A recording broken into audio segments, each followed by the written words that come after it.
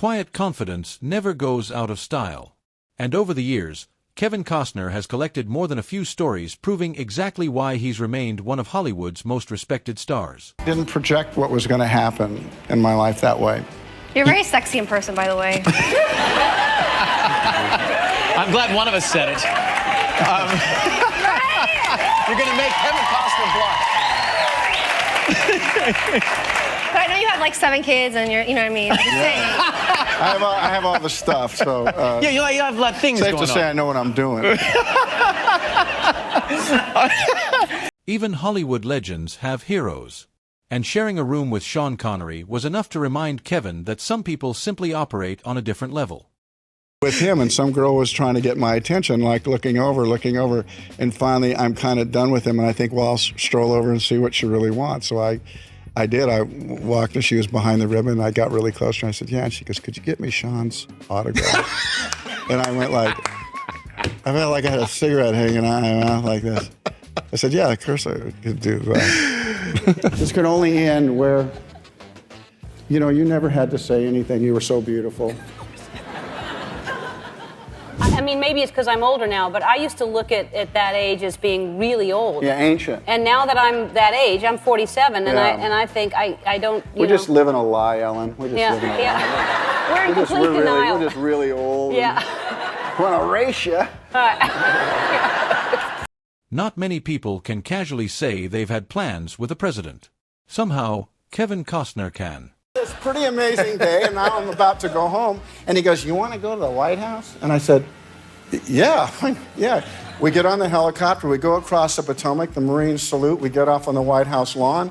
We go across, and he pretends to not hear what they're saying. So I'm thinking, okay, now the day's over. And he says, you want to play some horseshoes? I said, my pat answer, okay. And so we play 2 out of 3, and now he's going to have dinner, because Andre was his guest. I'm thinking my day's over, and he goes, you want to swim in the pool? And I said, by myself? And he goes, yeah, we got all the stuff, all those T-shirts that come from the universities. I just hit. So I'm like, I'm swimming in the pool. So I get out of the pool, I'm going away, and he says, do you want to have dinner? And I said, yeah, fine, I'll have dinner. So now the next morning, I'm thinking about my day, and I'm in the trailer, and Oliver comes in, he's like really grumpy. This, and I go, what's the matter, Oliver? And he goes, you know, I went over to the White House, and they gave me the B tour, not even the A tour. The B tour. He's always upset about something. He gave me the B tour. He says, I didn't even get to see the pool because there was somebody in it. As unusual celebrity encounters go, this one might be impossible to top. Because one day, Stephen Hawking showed up with a question nobody saw coming.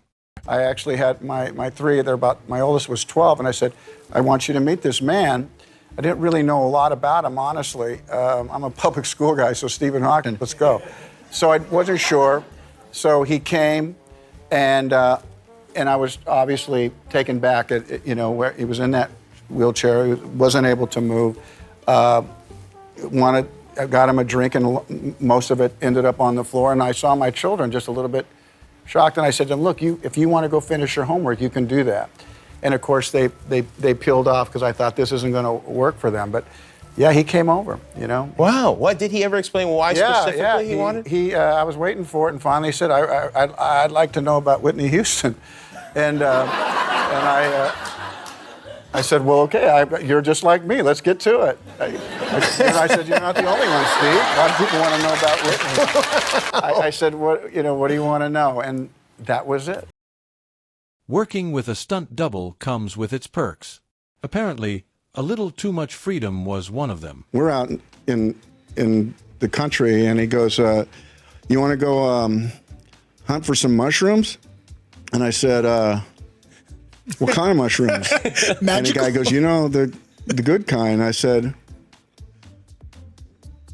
okay, let's go. We're kind of looking out there, and he finds one, and then he finds another one, and I can't find one. And after you find a few of these things, I said, hey man, how does this work? And he says, well, you have a mushroom, and then they tell you where to find the others.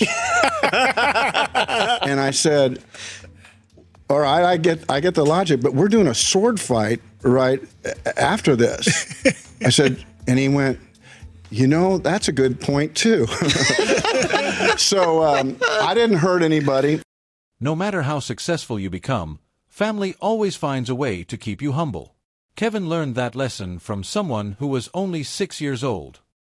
I was watching Black or White. There's this moment where I'm coming out of a pool, and I was studying her because I didn't want her really in the room, but she came in, and then I look over at her and she goes, "Daddy, you got a fat belly." and I looked at her, "What? You got a big belly." And I thought, well, I tried to explain to her character development. From the outside, Hollywood success looks glamorous. Behind the scenes, the numbers can tell a very different story. We're going to talk about Europe a little bit. No Way Out, 71 cents. Perfect World, I got $1.35. Whoa! Revenge, $1.22. $6.46 for Robin Hood, 54 cents for Silverado, 43 cents for Testament. Tin Cup, I got 78 cents. Untouchables, 67 cents. The War, 34. Waterworld, 87. That's paying for itself. And Wyatt Earp, I got 67 cents, and my accountant had the nerve to say, "This check was deposited into your management account, $15.38. You know what? Little by little, this stuff adds up. Plenty of actors talk about believing in their projects. Kevin Costner was willing to put his own money on the line to prove it. Sometimes that's what you have to do if you want to get a good part, I guess. That's not true. Come on. Well, it was a movie that wasn't going to get made, and Rob Marshall couldn't turn his back on you, right? When I read this movie, I thought, I have to make this movie. I have to say these words. And it was such a good speech in the end, I thought to myself, I'm the only person that can actually screw this up, too. I lost sleep thinking that I wouldn't do that right. It was important to me. That you would not get it. That I would somehow not serve it, and that was important to me. Met all the guys that I knew, again, and hadn't seen them in a long time, and they were all about 5 inches shorter than me. Well, I'm just curious, does that give you an empathy with people that are smaller? No, I got them all in headlocks. Mock them. We were talking about this today around the office. There aren't many truly great baseball movies. You have made 2 of them. 3. Well, Love of the Game. I pitched a perfect game. Let's not forget that. Yeah, okay, I'm sorry. Well, livestock. I'm not pushing cat around, but I work it myself. I build the roads and do all the stuff just because it's what you do. That is not what I would do. I'd pick up the phone and get someone to build a road. You do it while I bathed in heavy cream and looked out a window. You do it if you're with me, because I'd knock on you and say, "Conan, come on, we're up. We're going." Not now, Kevin. I'm sleeping. Come on, you.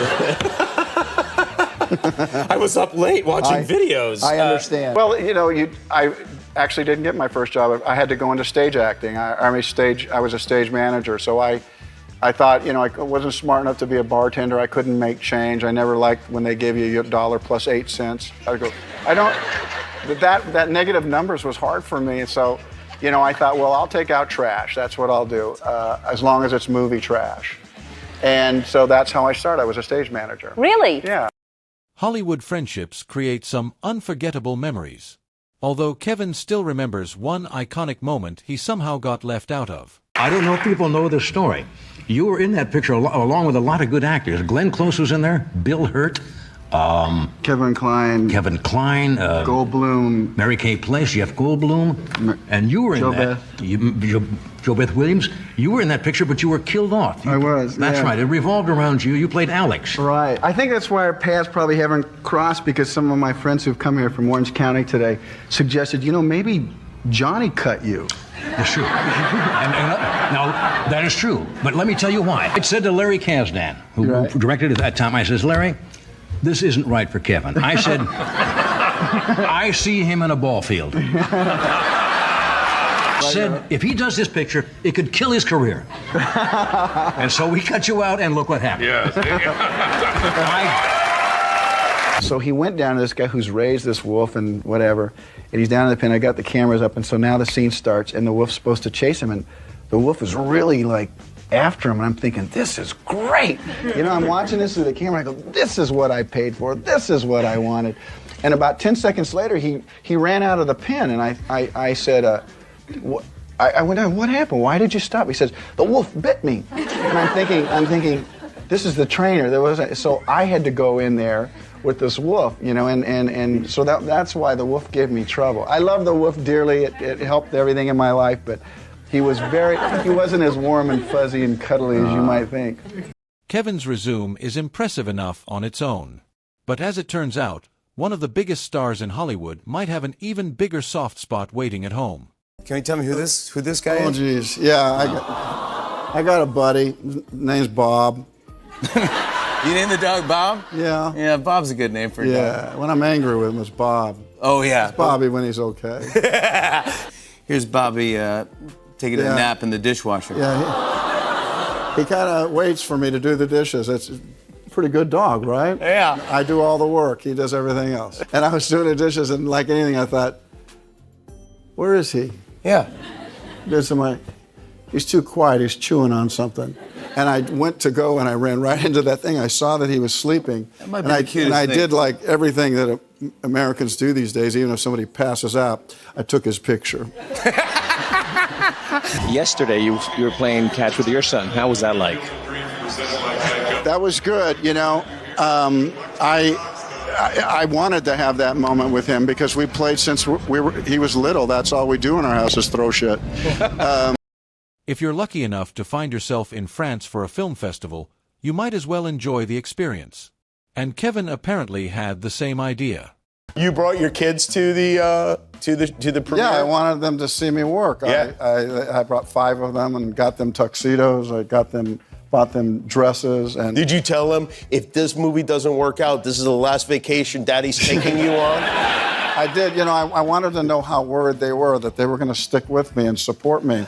And the minute they got there, my 2 sons went fishing, got a boat, went fishing. My 3 daughters ended up on a boat and said they would see me around 3 or 4 o'clock, me working, and then made a call, and they were drinking drinks at this point. So they cruised in about 8 o'clock at night. I've been working. I said, we came to France to be as a family. And they go, it's working great, Dad. Yeah. What struck you this time? Why'd you want to make it now? Well, I thought I might have a hard time getting over that fence, too, and chasing those criminals on feet. Get their packs on, away they go. Chris is great about what they get to eat, because if it was me, they'd have chocolate. You know, they'd have what's simple, you know. Put some ribs in there. Chris going, no, that's not how we're going to do it. Everyone yelling at my dad, and it was wonderful. It was awesome. If there's ever a day you feel like the dude, this would have been the day. This was a good day. Right? But I've had a lot of those. I feel really blessed to have been able to make movies for people around the world. This is my hometown. Yeah. This is a company town. This is Hollywood. Whitney, who had this big voice that came out of her, and it was her first movie, and you know, I thought, you know, she was turned out. But I did, and when we were done, it was a really important moment in her life and her career, and we'll always be locked together that way. From unforgettable encounters to the simple moments that matter most, Kevin Costner has spent a lifetime collecting stories that are every bit as remarkable as the man himself. If you enjoyed this video, be sure to subscribe, and thanks for watching.